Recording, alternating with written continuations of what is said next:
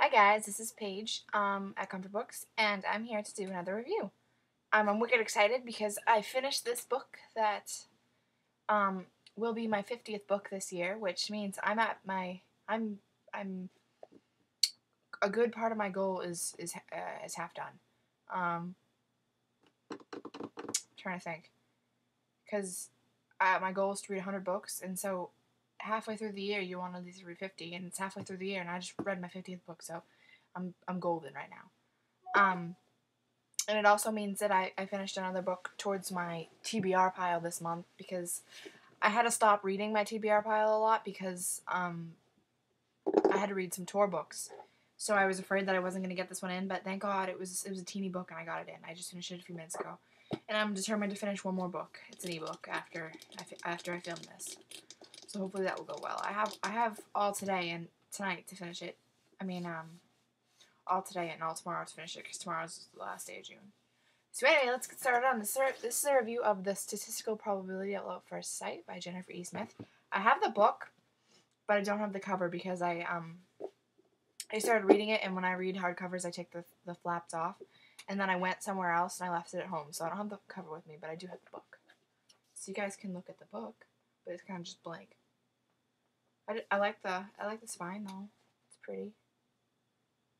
All right. So this book is about a girl, Hadley, who is flying to London to see her father get married to her stepmother that she's never met before.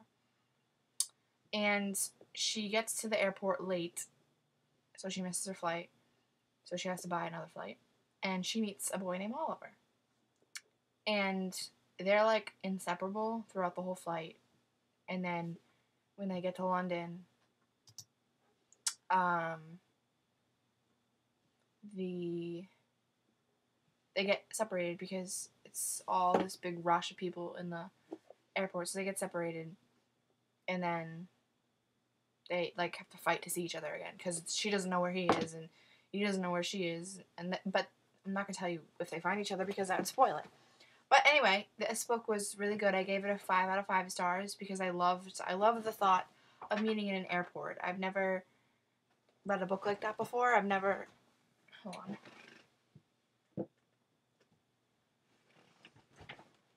Sorry, my chair was sitting on something, so I was rolling weirdly.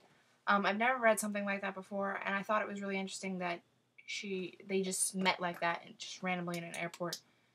I think it's funny how they met. She asked some old lady to watch her bag, and she said no, and the guy Oliver said, "I'll watch it for you," even though it's illegal. Apparently, it's illegal. Did you know that it's illegal to watch someone's bag in the airport? I don't know if that's true or if it's fake, but that's what the book said.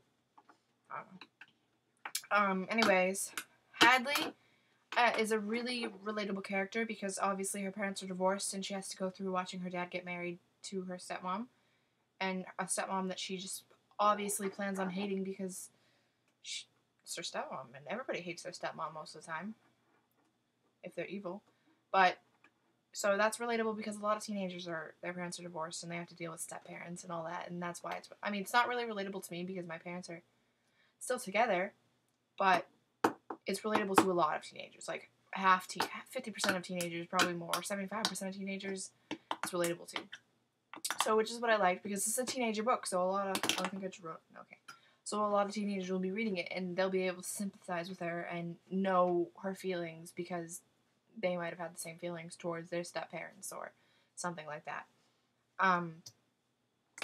But so she went into London fully prepared to hate her stepmother and be angry at her dad because her dad left their mom. He went to London to teach for like a summer, and then he decided that he didn't want to come back because he fell in love with someone, and he like literally called on the phone, told his wife that he wanted a divorce, and they talked for hours, and then like that's how it ended. They broke up.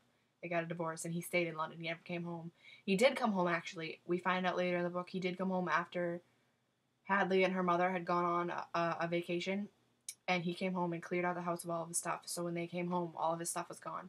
And Hadley's mom knew it was going to happen. She took Hadley out of the house on purpose so that she didn't have to go through watching her dad clear out her stuff. And I would have been annoyed. I would have been really hurt because if my dad can't even, like, say something, like, if he can't come home, say he wants a divorce and stay, at least stay until the divorce is finalized, then what kind of dad are you? Because it's just not right.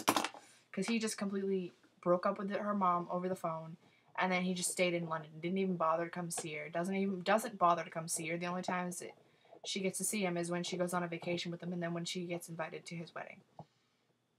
So as you can imagine, I really didn't like Hadley's dad that much, at all throughout the whole book. But the ending changes that. I'm glad it changed it, because I would have been annoyed if it didn't. I'm not going to tell you what happened, but, you know. It's a really short book, so you guys should be able to read it really quickly and find out what happens. So when you do read it and find out what happens, come talk to me, because I'd like to gab about the book with you.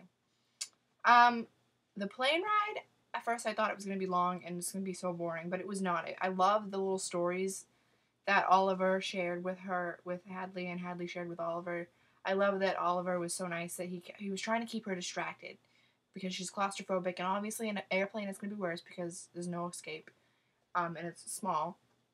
So Oliver knows this, and he decides that he's going to keep her busy, so he keeps chatting about random things, keeps her laughing, and I thought it was really sweet, because the whole time she was in the plane, she didn't have a panic attack once, because Oliver was there keeping her mind off things. I could tell that they were going to fall in love, like, the instant he said, "I'll watch the bag for you," because you just know those things. I felt bad when they arrived at the airport and they kissed.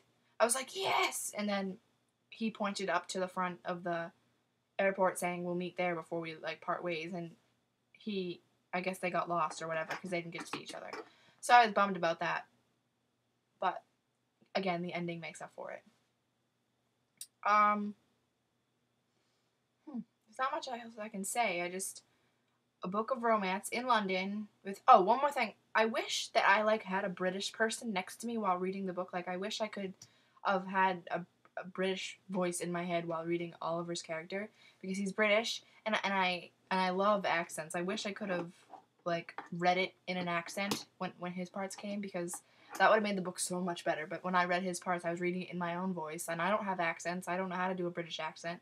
I should have my brother read those parts to me, because he knows how to do a British accent really well. But I have to say, that would have made the book 100 times better if I was able to hear a British voice, like, if I was thinking about a British voice with him. But I haven't heard them that often, so I couldn't, like, imagine it. I don't know why. Usually I can, but I couldn't. I'm trying to think. The audiobook might have a British person. I think maybe if there's an audiobook, I might check it out to see. If anybody has listened to the audiobook, if there is one, tell me if there's a British person for Oliver. Because if there is, I probably am going to listen to it just so I know what his voice was supposed to sound like. Like, you know what I mean? Because don't get me wrong, I've heard British accents before, but while I'm reading this book, I'm just like, what the heck? I wish I can't even think. What does his voice sound like? Because I love accents. I really do.